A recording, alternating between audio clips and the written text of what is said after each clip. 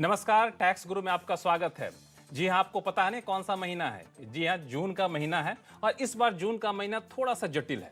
ये क्यों जटिल है और इस जटिलता से कैसे निपटें और टैक्स पेयर्स को कैसे सावधानी बरतनी चाहिए, इन सारे मुद्दों पर हम बातचीत करेंगे इस खास शो में। और हमारे साथ होंगे टैक्स एक्सपर्ट शरद कोहली साहब, जो आपके सारे सवालों के जवाब भी देंगे। क्योंकि शरद कोहली साहब हैं तो मान के चलिए जवाब काफ़ी सरल होगा और रोचक तरीके से होगा। इससे पहले कि सवाल जवाब का सिलसिला शुरू करें, टैक्स गुरु के बाकी चीज़ों को शुरू करें, बता दूं कि आखिर अगले आधे घंटे तक ये शो देखना आपके लिए क्यों ज़रूरी है। क्योंकि इस शो में हम बताने वाले हैं 30 जून तक आपको निपटाने होंगे रिटर्न फाइलिंग से लेकर आधार पैन लिंकिंग तक समेत 8 जरूरी काम, वरना हो सकता है भारी नुकसान। नील जीएसटी कारोबारियों की लेट फी माफ, आप रिटर्न फाइल करने के लिए क्या करना होगा इन कारोबारियों को। अगर लॉकडाउन के दौरान आपका डिजिटल सिग्नेचर सर्टिफिकेट हो गया एक्सपायर और आप नहीं कर पाए रेन्यू, तो भी क्या फाइल कर पाएंगे जीएसटी रिटर्न। इन सारे मुद्दों पर हम बातचीत करेंगे। लेकिन सबसे पहले महत्वपूर्ण मुद्दा जो कि शो की शुरुआत में आपको बताया था मैंने, वह है जून का महीना। इस बार सरकार ने थोड़ा सा बदलाव किया था टैक्स फाइलिंग के नियमों को लेकर के। तो सबसे पहले कोहली साहब ये बताइए हमारे दर्शकों को कि इस बार जून के महीना क्यों ज्यादा जरूरी है बाकी साल के जून के महीनों से टैक्स पेयर के लिहाज से। जो बहुत मशहूर पैन और आधार की जो आपस में, मैं ना उसको लक्ष्मण आपस में शादी कहता हूं, लिंकिंग बोलते हैं। वो लिंकिंग, वो शादी 8 बार टल चुकी है। उसकी 30 जून अब अगली लास्ट डेट है। तो साहब मत भूलिए 30 जून तक अपने पैन और आधार को लिंक करना अनिवार्य है। आपको याद होगा इन्वेस्टमेंट जो आप 31 मार्च तक करते थे, हमने पहले भी शो में बताया था, फिर बता देते हैं कि उसकी 30 जून अब लास्ट डेट है। मतलब 30 जून तक अगर आप इन्वेस्टमेंट करेंगे तो वो आपकी पिछले वाले फाइनेंशियल ईयर में गिनी जाएगी। आपकी मर्जी से इस रिटर्न फॉर्म में आपको इस बात का जिक्र भी करना है।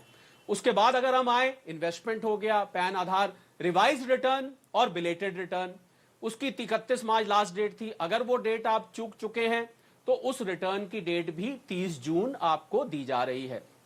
इसके अलावा अगर हम आगे चलें तो फॉर्म 16 जिसकी इशू करने की लास्ट डेट 15 जून होती है लक्ष्मण, वो 15 जून भी अब बढ़ा के, क्योंकि बहुत सारे जो कंपनीज हैं, एम्प्लॉयर्स हैं, वो काम ठीक से नहीं कर पा रहे थे, लॉकडाउन था, कुछ ने आंशिक रूप से काम किया, तो वो फॉर्म 16 भी अब आप इशू कर सकते हैं 30 जून तक। आगे चलें, अगर हम थोड़ा टैक्स से हट के बात करें तो पीपीएफ और सुकन्या समृद्धि योजना जो है, इन दो में अगर आपका अकाउंट है तो 31 मार्च तक अगर आपको कुछ मैंडेटरी डिपॉजिट कराना होता है इन अकाउंट्स में, अगर आपने वो 31 मार्च तक मिस किया है तो आपके पास 30 जून तक का समय है।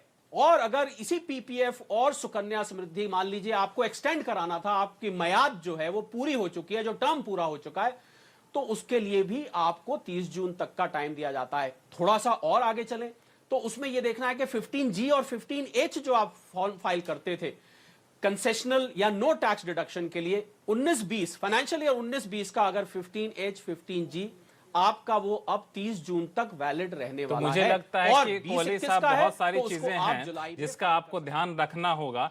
तो एक बात जो मुझे लगता है कोहली साहब दर्शकों को बताना बेहद जरूरी है, वो ये कि 31 मार्च के बाद जो अप्रैल मई जून का महीना है, इस दौरान जो आप निवेश कर सकते हैं उसको आप चाहें तो पिछले कारोबारी साल में भी दिखा सकते हैं या फिर नए कारोबारी साल में भी दिखा सकते हैं, लेकिन किसी एक महीने आपको दिखाना होगा। तो जैसा कि कोहली साहब ने बताया, कई सारी चीजें हैं, आपको इसका खास ख्याल रखना है और इस महीने में टैक्स पेयर्स बेहद सतर्क रहें। अब चलते हैं सवाल जवाब का सिलसिला शुरू करते हैं। सबसे पहले कॉलर हमारे साथ हैं संजय, दिल्ली से फोन लाइन पर जुड़ चुके हैं। संजय पूछिए, क्या सवाल है आपके? नमस्कार जी, संजय बोल रहा हूँ दिल्ली से। मेरा सवाल ये है कि मैंने 2006 में एक प्रॉपर्टी खरीदी थी जो कि पेमेंट मैंने पर जॉइंट नाम पे रजिस्टर करी थी मेरी वाइफ के साथ। तो बेनिफिशियल ओनर मैं ही हूँ। अब उसको मैंने फरवरी 2020 की लास्ट फाइनेंशियल ईयर में किया है, पर जो बायर है उसमें टीडीएस दोनों का आधा काटा है। ये एक जन टीडीएस काटूंगा तो टोटल वैल्यू में आधा वैल्यू दिखा के 1% टीडीएस दोनों का काटा है। तो मेरा सवाल यह है कि टैक्स की जिम्मेदारी किसकी है? एक तो पेमेंट दी है मेरे जॉइंट अकाउंट वाइफ के साथ, लेकिन वो मेरा फर्स्ट नेम है तो मैं उसको टैक्स में दिखाता हूँ। दूसरा, वो अमाउंट जो है लास्ट फाइनेंशियल ईयर में मिला है, तो अगर मुझे वाइफ को हाफ मनी ट्रांसफर करना है तो फाइनेंशियल ईयर बच गया है। तीसरा, उसमें टैक्स बचाने के लिए बॉन्ड खरीदनी है तो किसके नाम पे खरीदनी है? वाइफ के नाम पे और मेरे नाम पे अलग अलग, कि सिर्फ मेरे नाम पे उसको टैक्स देना है? क्योंकि ओरिजिनल पेमेंट 100% मैंने कर लिया। देखिए संजय जी, आपकी कहीं बीच बीच में आवाज टूट रही थी, पर मुझे जो मजमून बोलते हैं उर्दू में, और सब्जेक्ट मैटर वो समझ में आ गया कि आप क्या पूछना चाह रहे हो, क्योंकि बहुत सारे करदाताओं को ये दिक्कत आती है। देखिए, आयकर का जो सेक्शन 27 है वो ये स्पष्ट रूप से बोलता है कि जिस व्यक्ति ने पूरा पैसा प्रॉपर्टी खरीदने के लिए लगाया है वो ही डी फैक्टो ओनर कहलाएगा। मतलब यह है कि अगर आपने स्पाउस का आपने कहा अपनी धर्मपत्नी का आपने नाम जोड़ा है, तो उनके नाम जोड़ने से वो प्रॉपर्टी की ओनरशिप उनके पास कम से कम आयकर की दृष्टि से नहीं आती है। तो अब ऐसे में जब टीडीएस कट जाता है तो टीडीएस में समस्या यह आती है कि वो तो बराबर बराबर कट जाता है। तो आपके सामने दो रास्ते हैं। पहला रास्ता यह है कि या तो आपकी वाइफ अपनी रिटर्न फाइल करके उस टीडीएस का रिफंड क्लेम करें, क्योंकि उनके ऊपर कोई कैपिटल गेन या कोई इनकम नहीं बनेगी, क्योंकि वो डी फैक्टो ओनर नहीं है। दूसरा, आजकल इस समस्या को देखते हुए जो जिसने टीडीएस आपका काटा है वो अगर चाहे आपको कोऑपरेट करे, आपका सपोर्ट करे, तो वो उसमें संशोधन करके उनका जो टीडीएस का क्रेडिट है आपके टीडीएस में ला सकता है। तो ये दो आपके पास रास्ते हैं। पर सैद्धांतिक रूप से आपको संजय जी बता दें कि जिसके नाम जिसने पैसा लगाया होता है उसी का वो फ्लैट कहलाता है, उसी का वो घर कहलाता है। दूसरे का नाम जोड़ने से फ्लैट की ओनरशिप आयकर की दृष्टि से नहीं आती है। तो आप निश्चिंत रहें, वो अगर नहीं भी कर रहा है संशोधन तो आपकी पत्नी रिटर्न फाइल करके उसका रिफंड ले सकती है। चलिए, अगले कॉलर दिल्ली से ही हमारे साथ हैं राकेश सक्सेना जी। राकेश जी, पूछिए, क्या सवाल है आपके? हाँ, नमस्कार लक्ष्मण भाई और शरद भाई। नमस्कार। नमस्कार। देखिए सर, मैं सीनियर सिटीजन हूँ दिल्ली से। नमस्कार जी।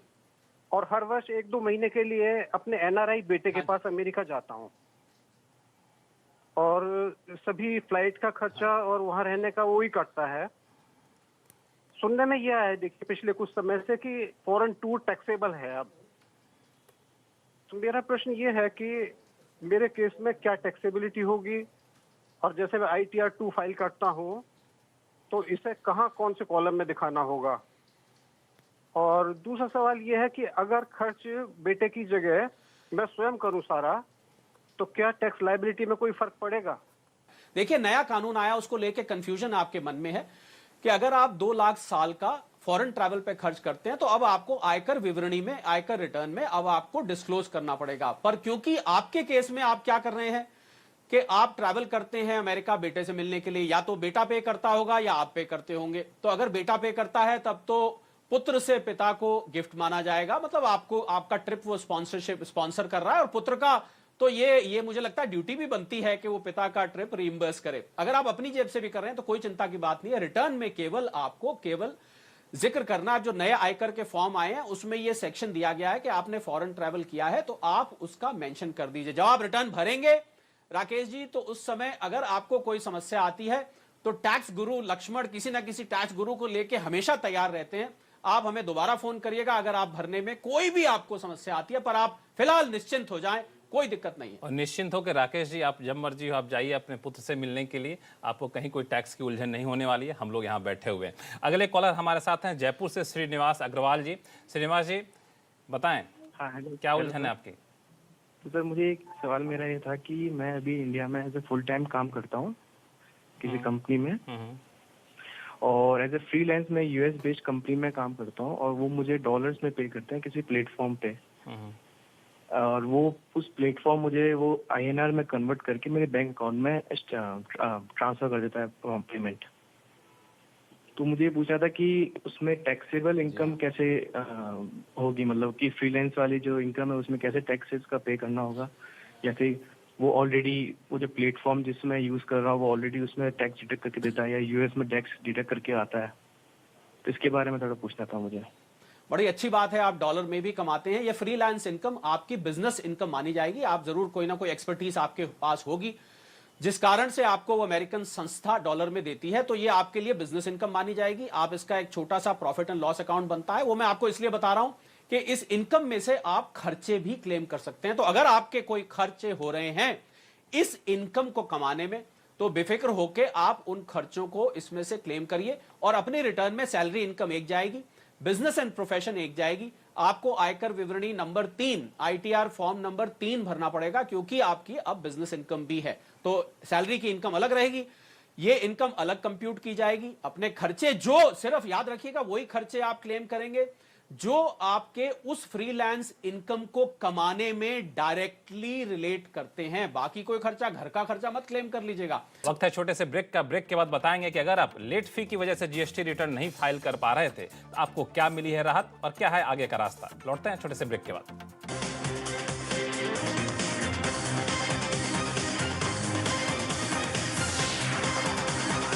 ब्रेक के बाद एक बार फिर से आपका स्वागत है टैक्स गुरु में। अगले कॉलर हमारे साथ जुड़ गए हैं लखनऊ से एमसी शुक्ला जी। शुक्ला जी पूछिए, क्या पूछना चाहते हैं? मुझे फाइनेंशियल ईयर 2019-20 में 7,70,000 रुपया का पेंशन और एरियर मिला हुआ था। उसमें 3,60,000 करंट ईयर का पेंशन था, 4,10,000 रुपया एरियर मिला था 18-19 फाइनेंशियल ईयर का। हेलो, हाँ आप पूछते जाइए, क्या पूछना चाहते हैं? हाँ, तो मुझे ये जानना था कि जो मुझे पेंशन एरियर मिला था 4,10,000 का, उसमें से 50,000 रुपया मेरी पेंशन जो 58 से 60 साल की ईपीएफओ से मिलती थी, उसको उन्होंने एडजस्ट करने के लिए पेंशन एरियर से काटने बजाय पेंशन जो कंप्यूटेशन का मिला था अमाउंट उससे काटा उन्होंने। तो ये क्या उससे कटना चाहिए या पेंशन एरियर जो मिला उससे कटना चाहिए? दूसरा 89(1) में क्या बेनिफिट मिलेगा मुझे? जी हाँ, देखिए शुक्ला जी, आपने जो सवाल पूछा है, मैं जब आप बोल रहे थे तो मैं फिगर्स को नोट करने की कोशिश कर रहा था कि मैं कैलकुलेट करके आपको बता दूं, पर मैं आपको सैद्धांतिक रूप से बताता हूं क्योंकि कुछ आंकड़े उसमें आपको और जुटाने पड़ेंगे अगर आप चाहते हैं कि हम टैक्स गुरु के माध्यम से आपका पूरा का पूरा टैक्स कैलकुलेट करके दे दे 89(1) के रिलीफ के बाद। पहली बात तो जो 89(1) का रिलीफ है उसके लिए शुक्ला जी मुझे जिस साल का आपका एरियर मिला था उस साल की भी, क्योंकि उसका फॉर्मूला कुछ इस प्रकार का है कि मुझे उस साल की सारी इनकम की डिटेल्स चाहिए, मुझे आपकी इन्वेस्टमेंट की डिटेल्स भी चाहिए होंगी। उसके अलावा आपको पता होगा 89(1) में जो रिलीफ मिलता है उसके लिए फॉर्म 10E आपको फाइल करना पड़ता है और एक 10(10)A एक सेक्शन है जिसके अंतर्गत कम्यूटेड पेंशन पे एग्जेम्पशन भी मिलती है। तो अगर कोई सरकारी मुलाजिम है, सरकारी एम्प्लॉय है, तो उसके लिए तो कम्यूटेड पेंशन पूरी माफ है, और अगर प्राइवेट एम्प्लॉय है तो उसको अगर ग्रेच्युटी नहीं मिल रही है तो 1/3 ग्रेच्युटी नहीं मिल रही है तो हाफ एग्जेम्प्ट हो जाती है, मिल रही है तो 1/3 हो जाती है। तो आप देख रहे हैं कितनी सारी चीजें उसमें चाहिए।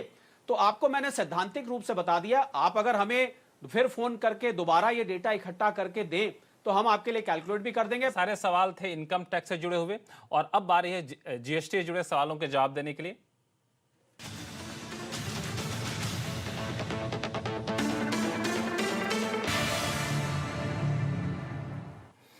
तो जैसा कि हमने देखा था पिछले दिनों जीएसटी काउंसिल की बैठक में छोटे कारोबारियों को बड़ी राहत मिली। वो कारोबारी जो जीएसटी 3B फॉर्म नहीं भर पा रहे थे, लेट फी बहुत ज्यादा होने की वजह से, तो सरकार ने उनके लेट फी को माफ करने का फैसला लिया है। कोहली साहब, मुझे आप बताइए कि जो लोग लेट फी की वजह से रिटर्न फाइल नहीं कर पा रहे थे, अब लेट फी उनका माफ हो गया है, तो अब आगे उनके पास रास्ता क्या है? आगे फिर से रिटर्न फाइल करने के लिए उन्हें क्या करना होगा?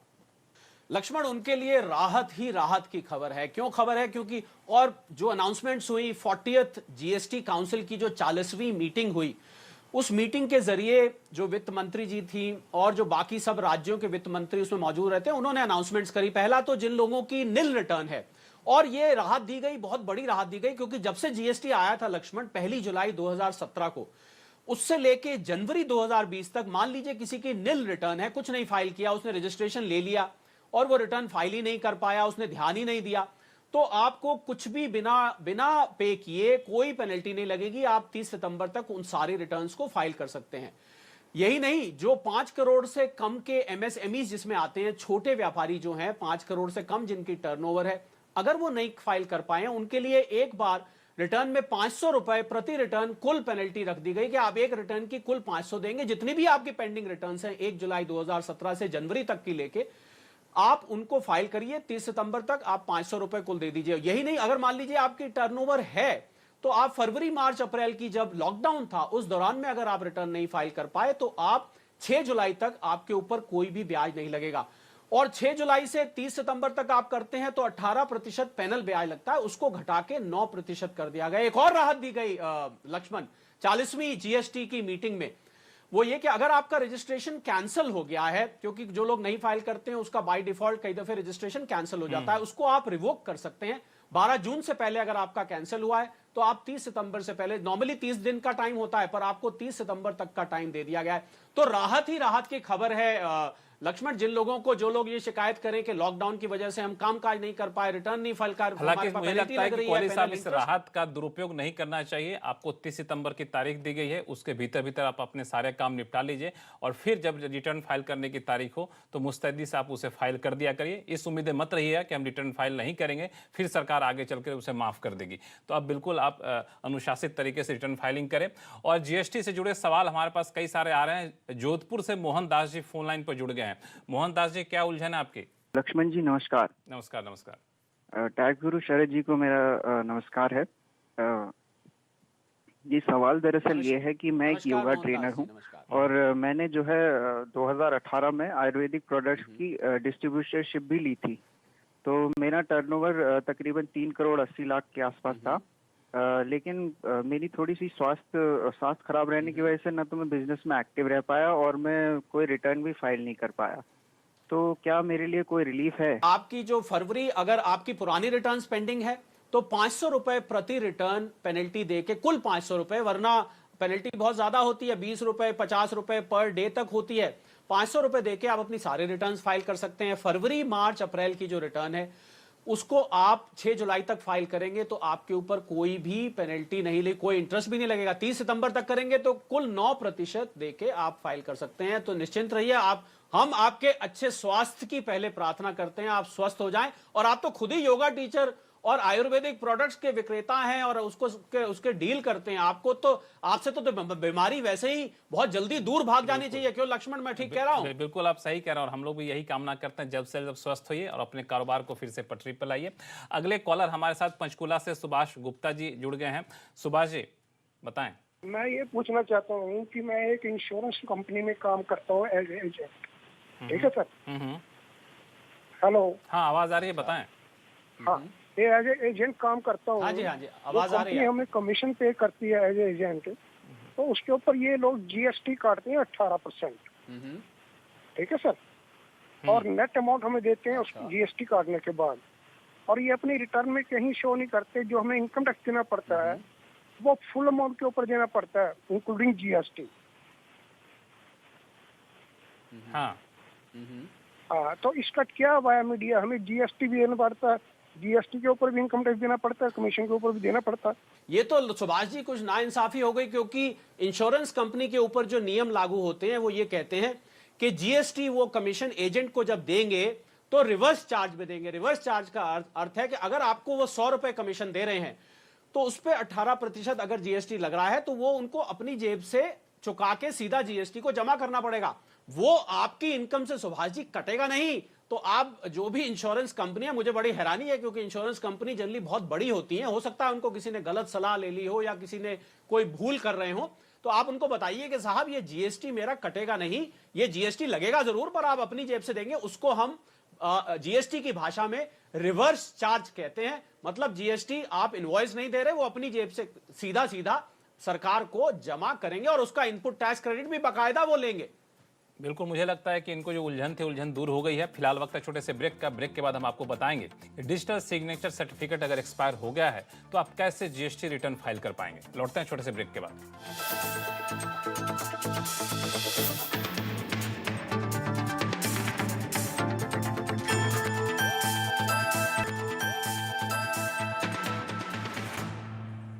ब्रेक के बाद एक बार फिर से आपका स्वागत है। आप देख रहे हैं टैक्स गुरु। हमारे अगले कॉलर हैं दिल्ली से भिक्खू राम जैन साहब। जैन साहब पूछिए, क्या सवाल है आपके? नमस्कार जी। नमस्कार। पहले तो मैं बहुत आभार व्यक्त करना चाहूँगा कि टैक्स गुरु का और स्पेशली कोहली साहब का कि इतना अच्छा ये प्रोग्राम है कि इससे बहुत नॉलेज बढ़ती है। तो मेरा सवाल ये है साहब कि मैं एक गारमेंट एक्सपोर्टर हूँ, गारमेंट का बिजनेस है मेरा। तो उसमें जो है जीएस, एक्चुअली मेरा अकाउंटेंट अवेलेबल नहीं था तो मेरी जीएसटी की रिटर्न्स पेंडिंग है 1 साल से। तो पहले तो ये कि अगर हम अभी रिटर्न फाइल करते हैं तो क्या पेनल्टी लगेगी, और दूसरा ये कि मेरी डीएससी भी एक्सपायर हो गई है, क्योंकि हमारी प्राइवेट लिमिटेड कंपनी है तो वो डीएससी से फाइल होती है रिटर्न। तो अब डीएससी एक्सपायर हो गई है और डीएससी बनाने वाले भी अवेलेबल नहीं हो पा रहे हैं, तो क्या मेरी रिटर्न फाइल हो पाएगी, और होगी तो कितनी पेनल्टी रहेगी? जी भिकुराम जी, पहले बहुत बहुत धन्यवाद आपका। आपको कार्यक्रम पसंद आता है, हम उसको नतमस्तक होकर स्वीकार करते हैं। दूसरी बात, आपकी जो रिटर्न आपने कहा कि अकाउंटेंट बीमार होने की वजह से या अनुपलब्ध होने की वजह से वो आप नहीं कर पाए हैं, तो जैसा कि अभी हमने बताया था कि अगर आपकी टर्नओवर है तो कुल 500 रुपए प्रति रिटर्न पेनल्टी देके पुरानी रिटर्न्स आप फाइल कर सकते हैं। फरवरी, मार्च, अप्रैल की है तो 6 जुलाई तक आप बिना इंटरेस्ट दिए फाइल कर सकते हैं। 30 सितंबर तक आप 9% देके फाइल कर सकते हैं। दूसरा, आपने बहुत अहम बात बताई, और ये लक्ष्मण बहुत लोगों को समस्या आई कि जो डीएससी एक्सपायर हो गया, जिसके माध्यम से आप रिटर्न साइन करके और अपलोड करते हैं, तो उसमें जीएसटी डिपार्टमेंट ने बहुत अच्छी सुविधा दी, ईवीसी की, इलेक्ट्रॉनिक वेरिफिकेशन कोड, कि आप जाइए वहां पर, आपका जो रजिस्टर्ड मोबाइल है उस पर एक ओटीपी आएगा। उस ओटीपी का प्रयोग करके जब तक आपके डीएससी नहीं बनता है, डिजिटल सिग्नेचर सर्टिफिकेट जिसको हम कहते हैं, तब तक आप उस ओटीपी के माध्यम से आप एसएमएस आप क्लिक करके ओटीपी डालिए, और ओटीपी डालते ही आपका वो साइन मान लिया जाएगा। तो भिकुराम जी, आपके लिए अच्छा समाचार है, आप रिटर्न फाइल करिए, और आपके अकाउंटेंट ना उपलब्ध होने की वजह से भी जो समस्या है उसमें भी आपको सरकार ने राहत बाकायदा दी है। तो इस राहत का फायदा उठाइए। और फिलहाल टैक्स गुरु में कई सारे सवाल तो आ रहे हैं, लेकिन सारे सवालों के जवाब हम देंगे आपको अगले शो में। इस शो में फिलहाल इतना ही। शरद कोहली साहब का बहुत बहुत धन्यवाद, आपने समय निकाला और सारे सवालों का जवाब दिया।